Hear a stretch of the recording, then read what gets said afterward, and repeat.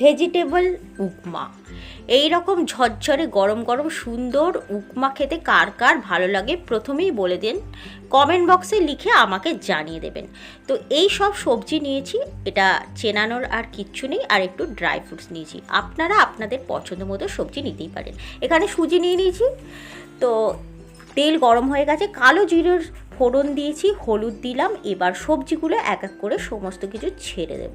একটু নাড়াচাড়া করে নিচ্ছি যাতে সবজিটা হালকা সেদ্ধ হয়ে যায়।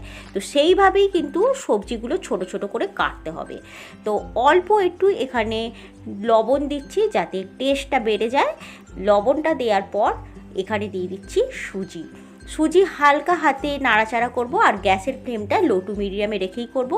এবার দিয়ে দিচ্ছি এর ওপর মেথি পাতা অল্প একটুই দিলাম, আবার সুন্দরভাবে নাড়াচাড়া করে নিলাম। এখন ভাজা ভাজা হয়ে গেছে, এখানে 1 হাতা গরম জল দিলাম। গরম জল দেওয়ার পর আবার নাড়াচাড়া করে নিলাম। একটু ঢাকা চাপা দেওয়ার পর দেখুন এখানে কতটা ঝরঝরে হয়ে গেছে। এবার অপর থেকে একটু চিনি দিয়ে দিলাম, দেওয়ার পর একটু ধনেপাতা দিয়ে গরম গরম আপনাদেরকে সার্ভ করে দেবো। একদম নরম ঝরঝরে তুলতুলে এই রকম টেস্টি উপমা।